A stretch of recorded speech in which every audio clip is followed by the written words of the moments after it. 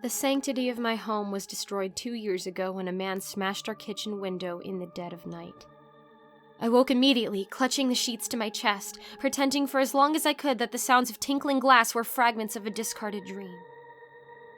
The sliding deadbolt, though, that was all too real. And the familiar creak as the door was carelessly swung open. My first instinct was to rush down the hall where my 2 boys were sleeping. I should have called the police immediately, but I wasn't thinking straight. I could only imagine how terrified they must be and what would happen to us if one of them started crying and alerted the burglar that we were here. The lights went on downstairs. The clatter of things being flung from shelves and scattered onto the floor. The intruder made no pretense to disguise himself. Either he thought no one was home, or he simply was too drunk or desperate to care. David, 12 at the time, was already out of bed by the time I got there. He was getting ready to go downstairs and see what was going on. Mikey, 10 years old, peeked around the doorframe, quivering, eyes glowing in the darkness. I pulled my children back into the room and slammed the door behind me. Too fast, too loud. I strained to hear past the sound of our terrified panting.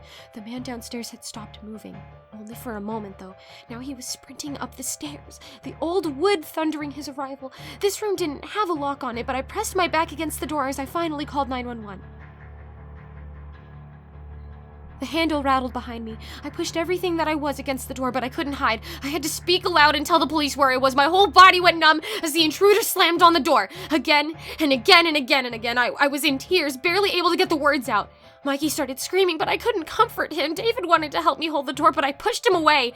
I kept imagining a bullet or a knife puncturing through the thin wood to enter my body. All I could do was hold on until I couldn't. And then he was through. He overpowered me in seconds.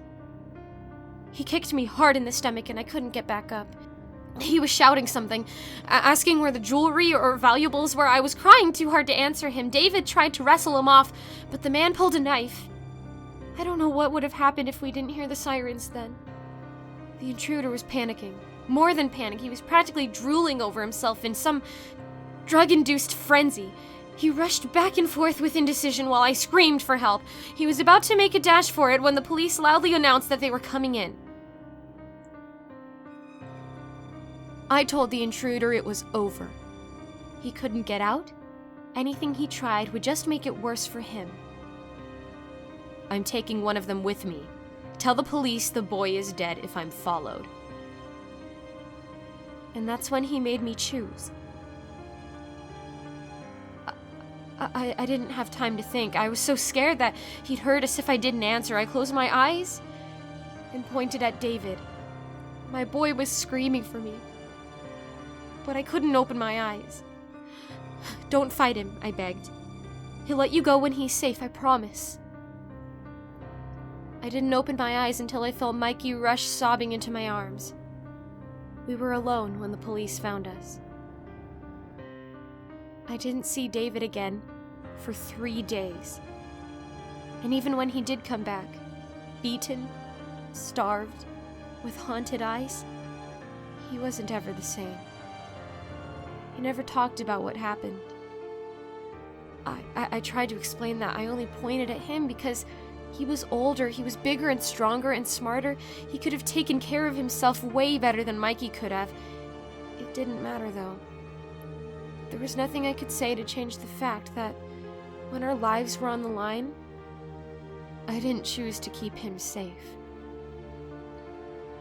David started getting in trouble at school after that. The principal was sympathetic at first, but after David started picking fights, they had to suspend him. He started spending more and more time away from home without telling anyone where he's been, sometimes not returning for days at a time. It didn't matter how much I worried. He just snapped something like, "I can take care of myself," or, "But you'd rather me stay out than Mikey, right?"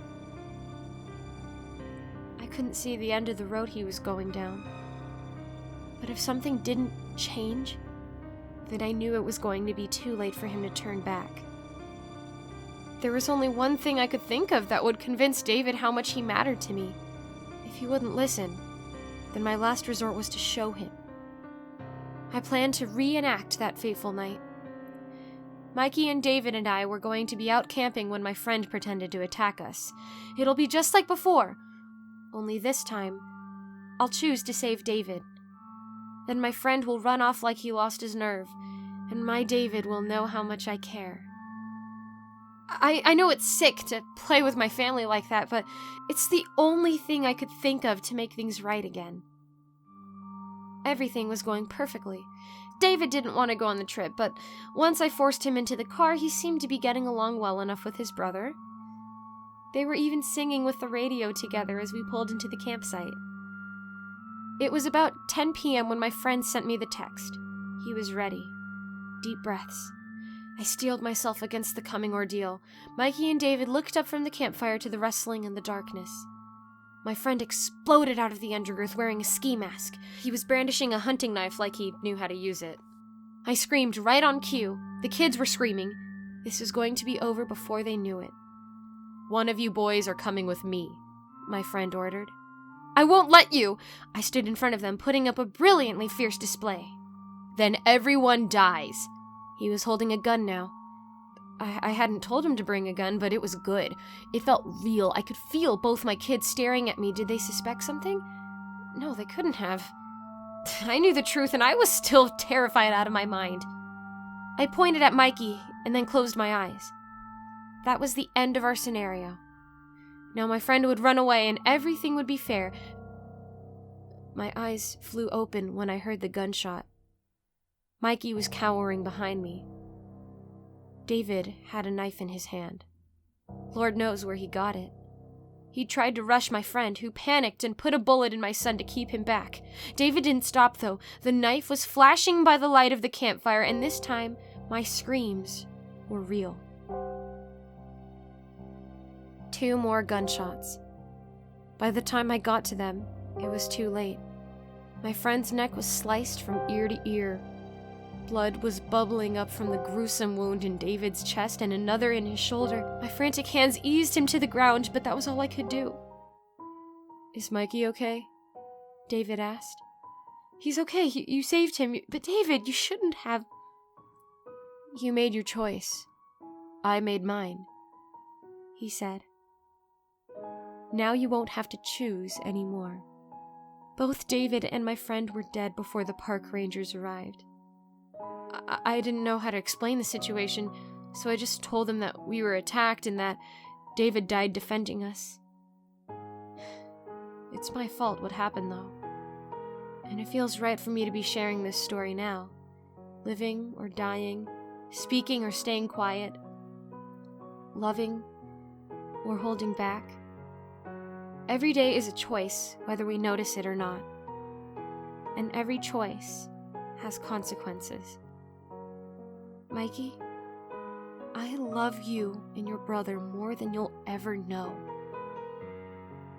Will you ever choose to forgive me? I received this letter from my mother on the 5th anniversary of my brother's death. Thought I'd share it with y'all so you can help me decide.